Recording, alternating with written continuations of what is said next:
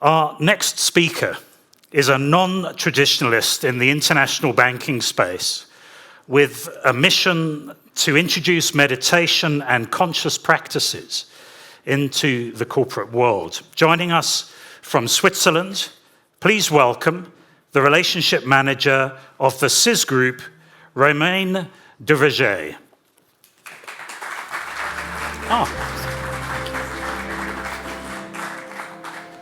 Hi everyone, I think I need to show you my socks then. I'm one of them. I'm extremely happy and excited to be here. It's a huge honor, and we'll have the chance to talk with many of you about all the synchronicity that led me here with my friend Rohan, the CIS family, Brenda, so thank you so much. Before I get into my own journey, I think meditation consciousness is actually something we want to experience. So my invitation, a little exercise all together. We're gonna first close our eyes and take a little moment together.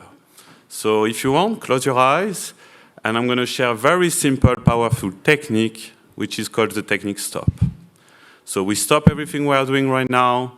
We start having a big smile, that's the letter S. And then the T, letter T is for we take 3 big breaths. So we inhale through the nose and we exhale through the mouth. We take another one.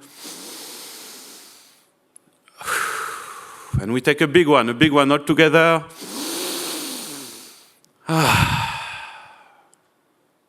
And now the letter O of the acronym STOP, we observe. Observe the sensation in your body, observe your breath, observe your mind. Without judgment, simply observing. And now the letter P, we proceed with peace. So you can now reopen your eyes.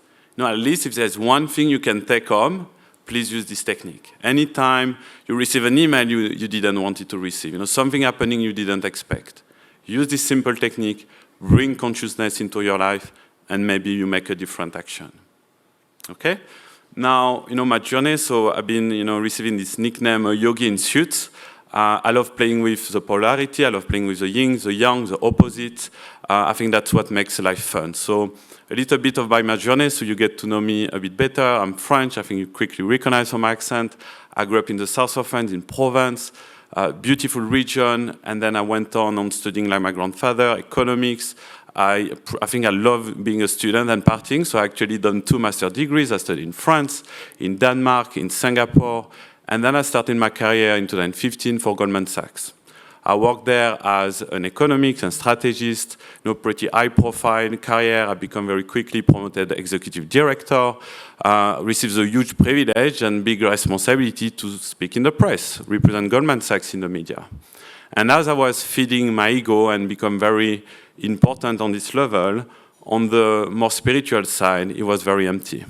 And this is where I've been blessed, and I think many of you as well during the early stage of the pandemic, to make a big change in my life. And for me, it was a spiritual awakening.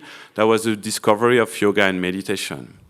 And as you awaken, I'm sure many of you feel the same, it's just too good to keep it for yourself. It's just so amazing that people gravitate around you and ask you, what's your secret? Why are you always happy? And and I was sharing, and it became pretty amazing. So I co-founded Goldman Sachs Mindfulness Community, teaching 100 and then 1,000 of employees. This is really not what you would expect of a big bank. Pretty sober and trying to not get into this space. We went as far as actually promoting to clients. So during the COVID, I will be here talking about the market, behavioral finance, Bitcoin, and then what about we think about how our emotions are playing into investment making decision? What about maybe we play together and we meditate and see if we are making different decisions? That then led me to Switzerland, and meeting Nicolas's James, where it was for me time, to make a change. And found this beautiful family here sponsoring this event, and with Rohan actually and Nicolas let me do it. I went there and sat in the bank, sat in the office, meditate, breathe, and I can see James smiling, breathe and feel the energy. What type of energy it is? Is it heavy? Is it light? Is it inspiring? And what I felt it was beauty, aesthetic, love. The possibility of the future and anything can happen. Do you know where I felt the same energy? Another crazy place, in the Kourou Desert, for Africa Burn last week. I felt it as well in the township city in Langa, where there is a beautiful music academy, where with the support of the burners, they are building schools there. And same, you go there, it's extremely poor. You see two families sharing a sea container together for 30 years. What did I feel there? Love, compassion, joy, and the hope. So I think there is something beautiful, and in every crisis, actually, we can always see, all the drama, you can find source of inspiration, fight, the resilience Ruben have been talking about. And I think South Africa, the little I know, is my first time here, and I feel very privileged, but I think South Africa is at this pivotal point. And what if, is not, a very complex, complicated situation, but actually is a moment where is a pivotal point or creating, a beautiful future for the country. That's really how I feel, and I think everyone here has, within that. So we need to dare, we need to take risks, we need to be bold and go for it. Now, before, I'm conscious of the time and I want to respect that. So before I close, there is a story I wanted to share with you that just emerged at the Burn, and it's a beautiful story. So maybe some of you have read it. It's the story of the big panda and tiny dragon. So, there are these two little friends going through life and experiencing different adventures. And, in one day, Teeny Dragon is asking Big Panda, what's the most important thing? The journey or the destination? What's the most important thing? The journey or the destination? You're all leaders, and we focus on the destination, we enjoy the journey. But Big Panda actually answers, it's you, my friend. It's a companion, it's a friendship.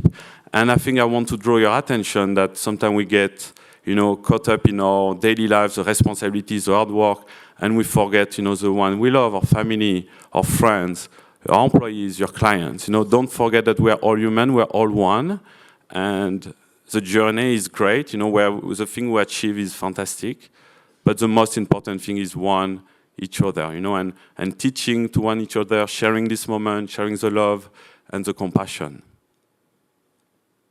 Okay, so that's really the key message I wanted to share, and I would like to inspire you as well. I was capable to co-found a mindfulness community at Goldman Sachs. We are running meditation monthly at SEAS.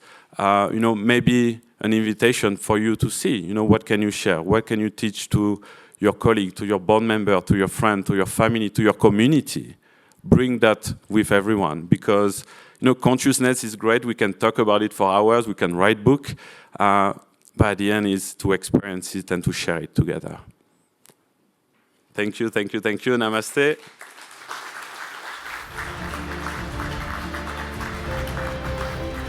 Great to meet you.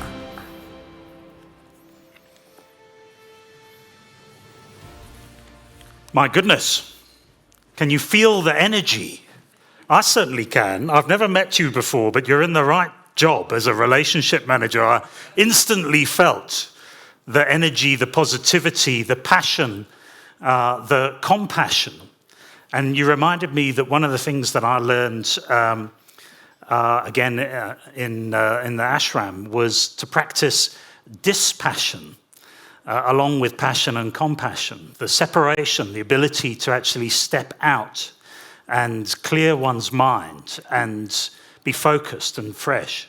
So vitally important. It's been so important to me. But Romain, that was amazing. I really enjoyed listening to you, and I really feel your energy.